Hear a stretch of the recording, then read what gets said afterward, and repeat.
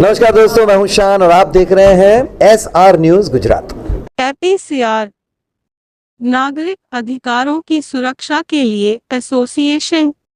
आप जानते हैं कि association of protection of civil rights APCR वर्षों से भारत के सभी नागरिकों को उनके कानूनी अधिकारों के लिए लड़ रहा है।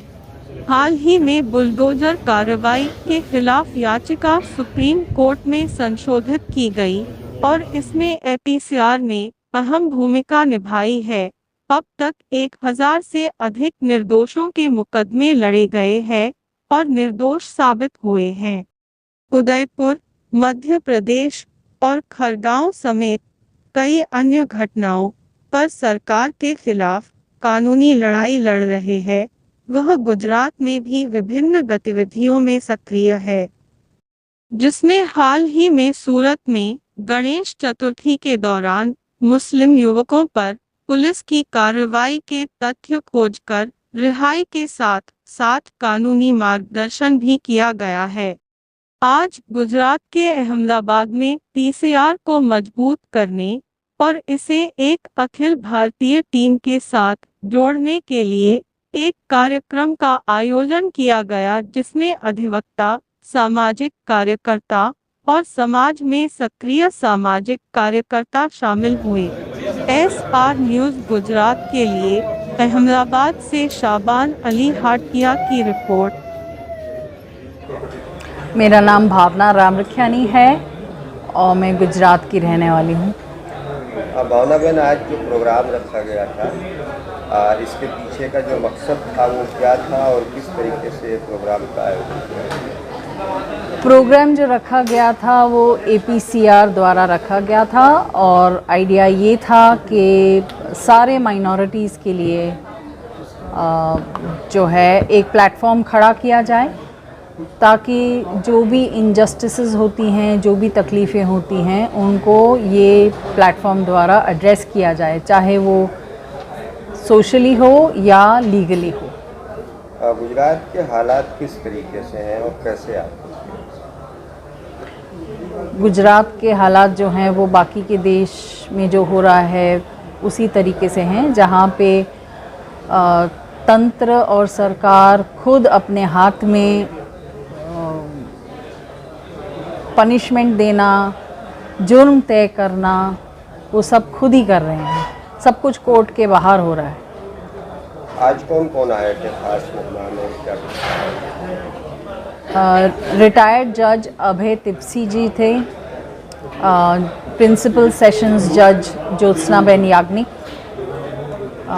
नदीम खान थे, इकराम बेग थे, शमशाद पठान थे और अपूर्वा आनंद जी थे। अभी जिस तरीके से देखा गया कि देश में भीड़ न्याय जो है वो कितना खतरनाक इस देश के लिए, एक ब्रेकडाउन तो हो ही रहा है, वो सबको दिख ही रहा है। और जिन लोगों के पास कॉन्टैक्ट्स नहीं हैं, जो गरीब हैं, जिनको अपने हक के बारे में भी नहीं पता, उनको नहीं समझ में आता कि वो अपने ऊपर जो अन्याय हो रहा है वो किस तरह से एड्रेस करें। कैसे सुधार आया? सुधार हम लोगों को ही लाना पड़ेगा, हम सरकार के लिए वेट नहीं कर सकते और जो भी है वो हम सबको मिलकर करना पड़ेगा। किसी पूछना है कुछ? मेरा नाम नदीम खान है, मैं एक सोशल एक्टिविस्ट हूँ और उसके साथ साथ association for protection of civil right का नेशनल सेक्रेटरी हूँ। नदीम भाई, आज जो प्रोग्राम रखा गया था उसमें देश के जो हालात हैं उस पर किस तरीके की बातचीत की गई और उसका अंजाम क्या है, किस तरीके से इस हालात में सुधार लाया जा सकता है? देखिए, देश के जो हालात हैं उस पर चर्चा की गई और उसके साथ साथ जो उसके असल यहाँ पर चर्चा इस बात पे हुई कि जो हालात हैं उन पर काबू कैसे पाया जा सकता है, उन पर नियंत्रण कैसे पाया जा सकता है। और उसमें जो ये वार्ता association for protection of civil right की तरफ से मीटिंग आयोजित की गई थी, तो जाहिर सी बात है कि जिस प्रकार से पूरे देश में मानव अधिकारों का उल्लंघन एवं हनन हो रहा है उसको कैसे रोका जा सकता है और कानूनी प्रक्रिया का सहारा लेकर कैसे दबाव बनाकर इस माहौल को सुधारा जा सकता है।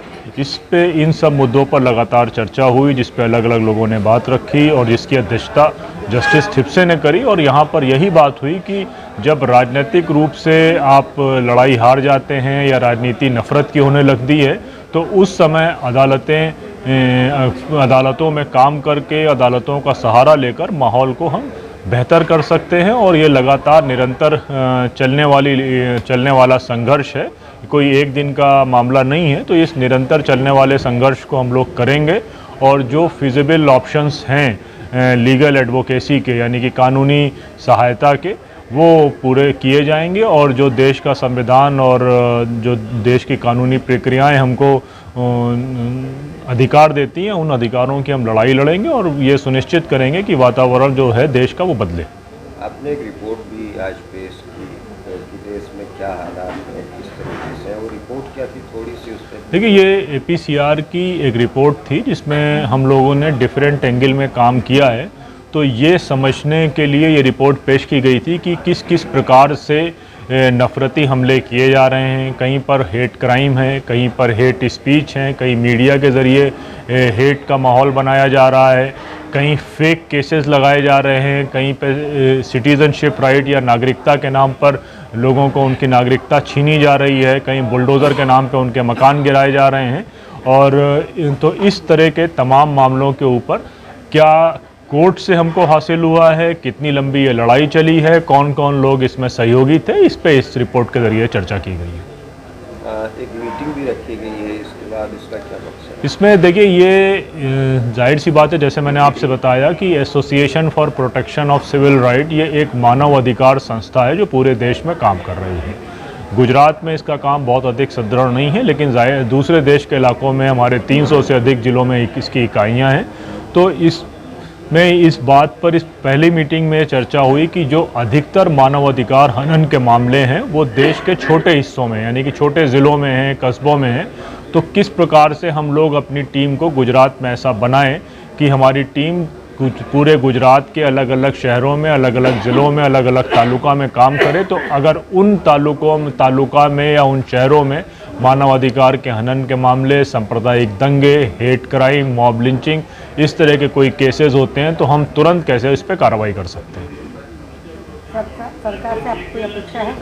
देखिए, सरकार से हमें कोई अपेक्षा नहीं है, हम देश के संविधान से अपेक्षा रखते हैं और उसी के तहत काम कर रहे हैं। आपको लगता है कि जो कानून व्यवस्था है और पुलिस प्रशासन जब कोई खास मुस्लिम समुदाय से लोगों के ऊपर ऐसा कुछ आरोप लगता है तो भेदभाव के रवैये से काम कर रही है? क्योंकि एक जो जज थे उन्होंने भी अपने तकरीर में ये बात कही। देखिए, जब हम देश के या किसी भी इलाके के 100 केसेस को देखते हैं और 100 केसेस के रिज़ल्ट को देखते हैं, तो ये अब लगने वाली बात नहीं रही, बल्कि ये साबित हो रखी बात है कि अगर अपराधी मुसलमान होगा तो तुरंत बुलडोज़र चला दिया जाएगा, अपराधी मुसलमान होगा तो इनकाउंटर कर दिया जाएगा, अपराधी मुसलमान होगा तो टांग में गोली मार दी जाएगी। ये सारी चीज़ें साबित हैं। और ये भी जो जेल में मुसलमानों की जिस प्रकार से संख्या है, उससे ये भी साबित है कि फर्जी मुकदमों में सबसे अधिक मुसलमान और उसके अलावा दूसरे पिछड़े तबके फंसाए जाते हैं। तो इसमें कोई नई ढकी छुपी बात नहीं है। हमको ये सब बहुत अच्छी तरीके से मालूम है कि इस देश की पुलिस पहले बायस थी, यानी कि पहले उसके यहाँ इक्वलिटी नहीं थी, सभी को समान रूप से नहीं देखती थी। लेकिन अब इस समय देश की पुलिस सांप्रदायिक भी है। ये जो अपने मुस्लिम एरिया में जो है, ये लोग मकान बनाने की ज़्यादा परमिशन देते नहीं हैं। देखिए, ये तो लोग सिर्फ मुस्लिम एरिया में ही तोड़ते हैं। दरअसल किसी भी इलाके में, जैसे इलाहाबाद में जावेद मोहम्मद का घर गिराया गया, उस इलाके में 5000 घर हैं, या कुछ मकान अभी जिनके बारे में चर्चा हो रही है, उनका इतिहास जो है वो उस पूरे इलाके से ज़्यादा पुराना है। तो दरअसल ये कोई न्यायिक प्रक्रिया का पालन नहीं हो रहा है। जब देश का प्रधानमंत्री मुसलमानों से और देश का राज्यों के मुख्यमंत्री मुसलमानों से बदला लेने की बात करेंगे तो कहीं कोई मामला नहीं है। तभी हम लोग ये बार बार बात कर रहे हैं कि अगर कोई अदालतें हमारी आवाज़ नहीं सुन रही तो हम लगातार वो आवाज़ को उठाते रहेंगे, बोलते रहेंगे, चीखते रहेंगे और सड़कों पर भी उतरकर संघर्ष करते रहेंगे। इस देश में ये देखा गया है कुछ दिनों पहले कि 600 साल पुरानी मस्जिद, आखुंदी मस्जिद दिल्ली को भी बुलडोज़र चलाकर शहीद कर दिया गया, जबकि उस इलाके जिस संस्था ने उसको गिराया है कि इसका नक्शा नहीं पास था या अवैध है, उसकी खुद की उम्र 40 साल की है। तो 40 साल पुरानी संस्था 600 साल पुराने एस्टेब्लिशमेंट को गिरा सकती है। तो ये सिर्फ और सिर्फ देश में जो इस्लामोफोबिया है या मुसलमानों से बढ़ती नफ़रत है उसका नतीजा है।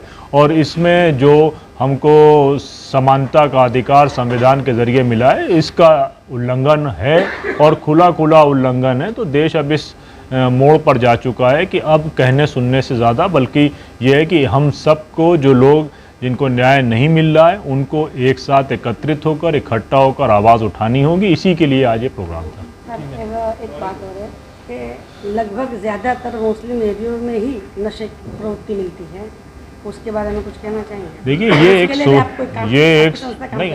हम सारी दुनिया की समस्याओं पे हम नहीं काम कर सकते हैं। सिविल राइट के जो मैटर हैं उस पर हम काम कर रहे हैं। बाकी ये आपको हमसे ज़्यादा पता है कि चोरी होने से पहले पुलिस वालों को पता होता है कि चोरी कहाँ हो रही है। तो कौन नशा का धंधा कर रहा है, और अगर देखा जाए तो बहुत सी सरकारें नशा को धंधे को कराती हैं। पंजाब पूरा इसका एग्जाम्पल है, नॉर्थ ईस्ट पूरा एग्जाम्पल है। तो उससे बेहतर ये है कि आप लोग ये सवाल जाके अपने थानों में पूछें कि कितने जो है वो ड्रग पेडलर्स को, ड्रग डीलर को गिरफ्तार किया गया है। और जहाँ तक मुसलमानों की बात है या दूसरों की बात है, तो ये कोई कम्युनिटी बेस्ड नहीं है। इसमें बहुत सी पुलिस और सरकार के लोग मिलकर इस धंधे को फ़रोग देते हैं। और इसको पंजाब में हमने देखा है कि चीफ मिनिस्टर ऑफिस में या मिनिस्टर्स के ऑफिस में डील्स होती थी, और ये ओपन ट्रूथ है, कोई छुपाने की बात नहीं है। हाय नमस्कार, मैं हूं अली असगर और आप देख रहे हैं SR news Gujarat. Please like, subscribe and share करो।